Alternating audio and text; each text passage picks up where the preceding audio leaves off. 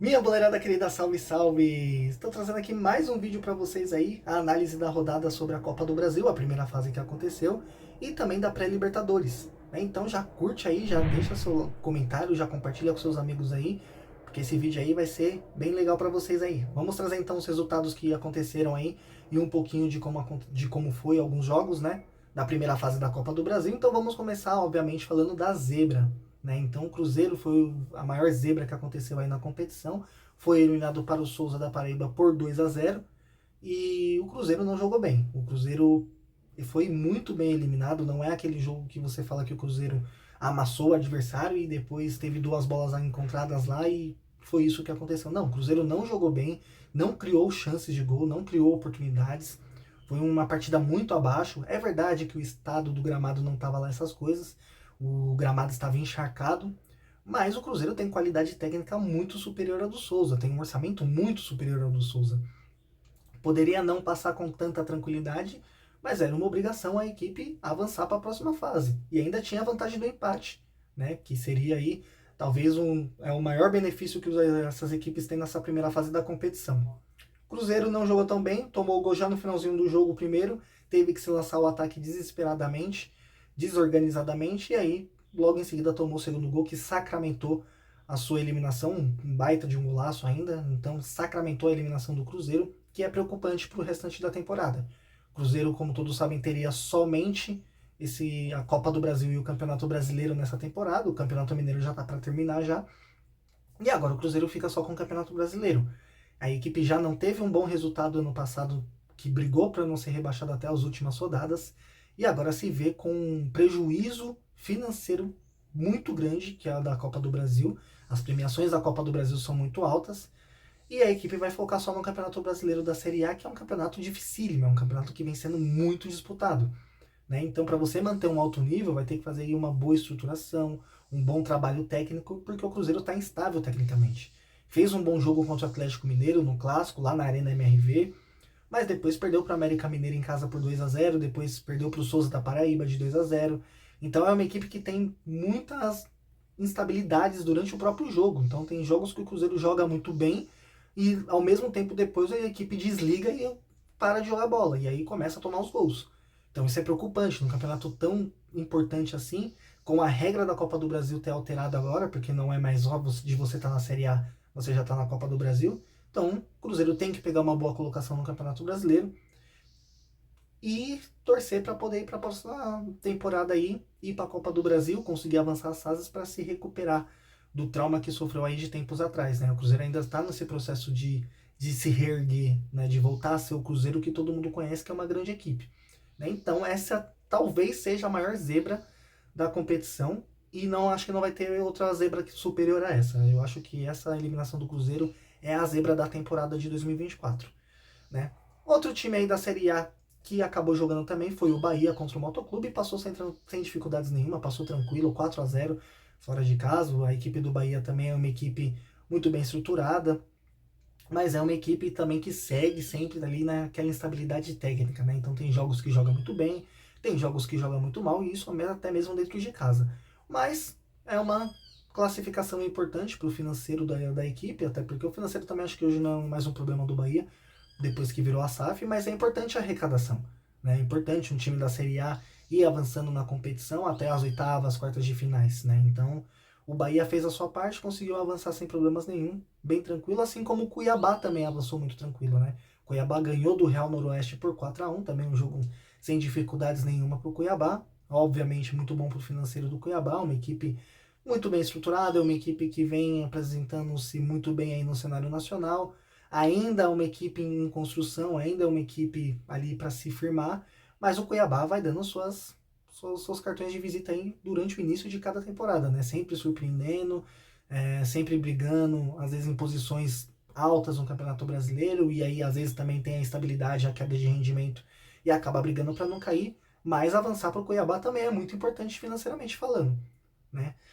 Outro jogo que teve importante também aí da Série A, dos times da Série A, foi o do Internacional. O Internacional passou sem problemas nenhum pelo Asa de Arapiraca, fez 2-0, jogo muito tranquilo, a equipe avançou.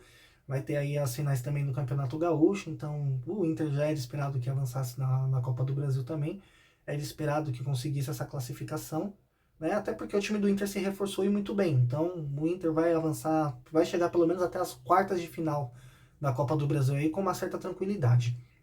E o outro time que jogou ontem também para encerrar dos times da Série A foi o Vasco. O Vasco então jogou contra o Marcílio Dias e venceu por 3-1. Né? O Vasco, jogo bem tranquilo também do Vasco, contra o Marcílio Dias, bem tranquilo. O Vasco avançou, o Vasco vem jogando muito bem esse início de temporada. Já tinha ganho do Botafogo de 4-2 no Clássico pelo Carioca. Tem tudo para avançar para as semifinais do Campeonato Carioca agora também. Né? Só tem uma vaga em disputa e está entre ele e o Botafogo. Pro Botafogo é um pouco mais difícil, que vai ter o Clássico no final de semana. Pro Vasco é mais tranquilo, acredito que o Vasco avance para a próxima fase sim. Né? Então, e vai ter ainda, vai faltar um time da Série A jogar, que é o Fortaleza. Lembrando que a partida do Fortaleza foi adiada por conta do ataque ao ônibus que sofreu durante o jogo contra o Sport. E aí a CBF adiou esse jogo para domingo às 8h30 da noite, porque os jogadores do Fortaleza não se recuperaram, não ia ter condições de jogar um jogo no meio da semana tão importante quanto é a Copa do Brasil, principalmente para esses times, né, do Nordeste. Então é uma arrecadação muito boa, é um cenário, apesar que o Fortaleza vem se apresentando no cenário nacional e internacional também nesses últimos anos, mas vai ser um jogo importante, óbvio que uma classificação para Fortaleza é muito importante, então tem que jogar com todos os seus jogadores à disposição. Né? Então só tem esse jogo a se definir ainda, tem mais um jogo também entre Gi, Paraná e Paysandu, mas esse acredito que não tenha sido por conta de problemas, acho que foi alguma final que aconteceu nos campeonatos do Norte, que adiou um pouquinho o jogo do Paysandu, mas são só esses dois jogos que vão ter para poder definir de vez a segunda rodada. Os confrontos da segunda rodada até então são o Vasco da Gama contra o Água Santa.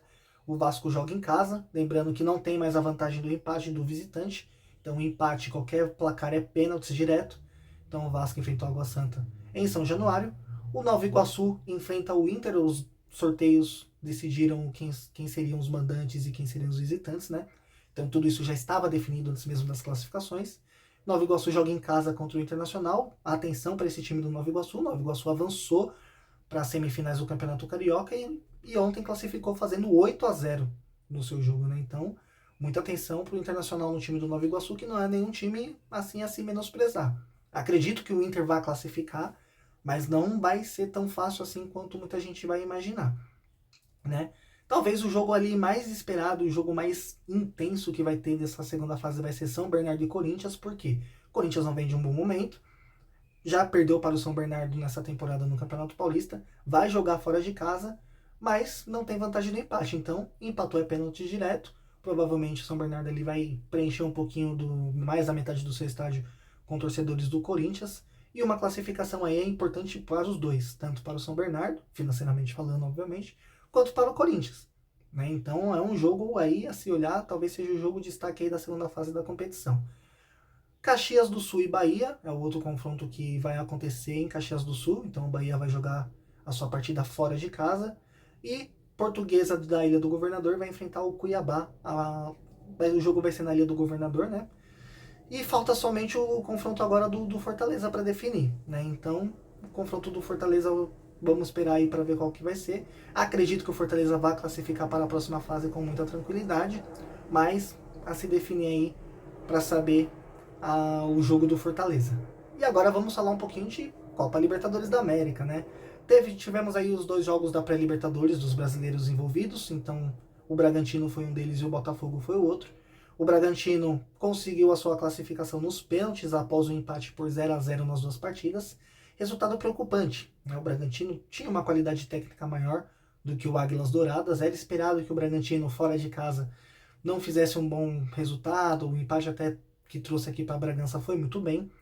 Só que em Bragança o time tinha que se impor e não conseguiu sair do zero. É preocupante porque o Bragantino é uma grande equipe e correu um risco contra uma equipe muito inferior de classificação, porque pênaltis a gente sabe que não é loteria, treino e tudo mais, mas pode acontecer de uma bola ir para fora ou tá na trave e a equipe ser eliminada já tão precocemente da competição. Né? Mas o Bragantino conseguiu avançar nos pênaltis, foi 4-3, a equipe do Águilas Douradas perdeu 2 pênaltis e o Bragantino vai enfrentar o Botafogo, então já teremos confronto direto entre brasileiros aí na próxima fase da pré-Libertadores.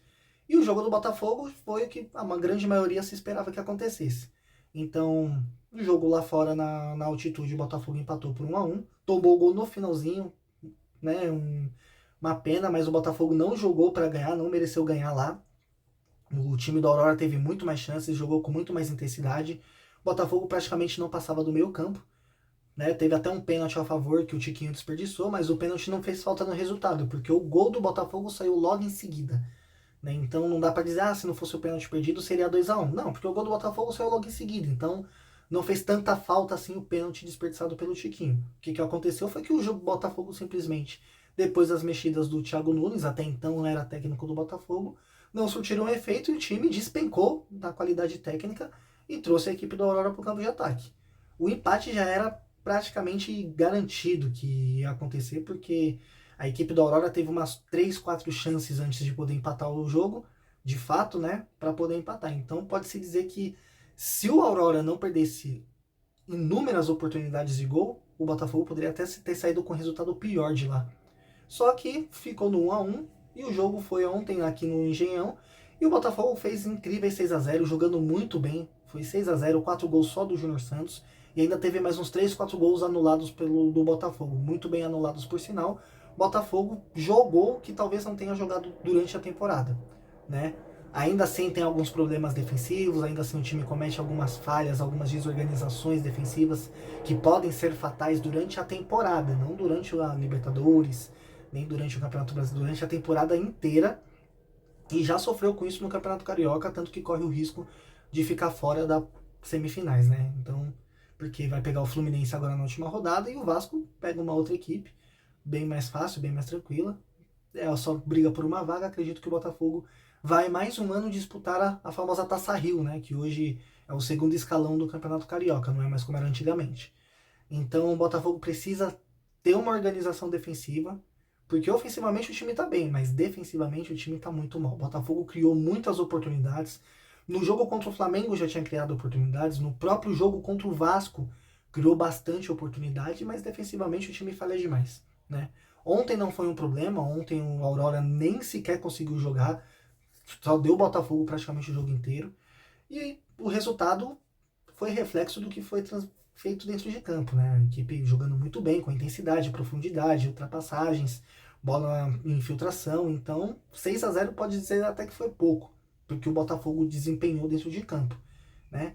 E aí vai acontecer agora essa segunda partida entre Botafogo e Red Bull Bragantino e vamos ver quem que vai avançar para a fase de grupos. Lembrando que na Libertadores, quem é eliminado só vai para a Sul-Americana se for na fase de grupos e se você for o terceiro colocado na competição, no seu grupo, né, no caso.